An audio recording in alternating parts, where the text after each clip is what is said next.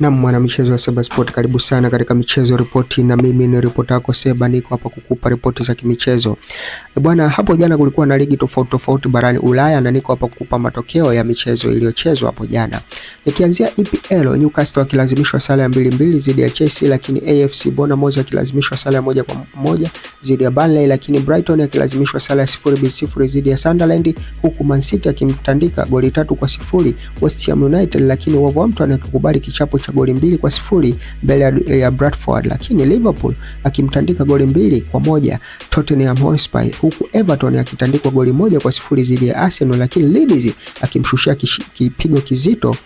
Crystal Palace cha magoli 4-1. Tukihamia La Liga Santander Spain, tunakutana na Real Oviedo akilazimishwa sare ya 0-0 dhidi ya Celta Vigo, lakini Levante akilazimishwa sare ya 1-1 dhidi ya Real Sociedad, huku Osasuna akimtandika goli 3-0 Deportivo Alaves, huku Real Madrid akimtandika Sevilla goli 2-0.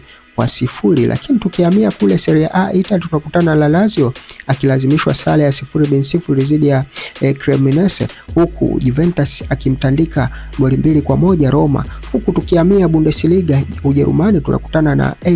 FC Cologne akitandikwa goli 1-0 dhidi ya Union Berlin, lakini tukienda pia Augsburg akilazimishwa sare ya 0-0 dhidi ya Werder Bremen, lakini Hamburg akilazimishwa sare ya 1-1 dhidi ya Frankfurt, huku Stuttgart akilazimishwa sare ya 0-0 dhidi ya Hoffenheim, huku Wolfsburg akikubali kipigo cha mabao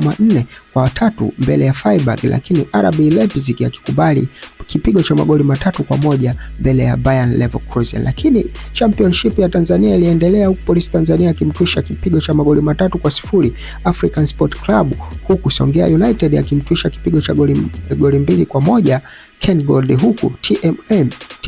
TMA akikubali kipigo cha goli 1-0 dhidi ya Mboni. Asante, usahau kusubscribe Seba TV on YouTube.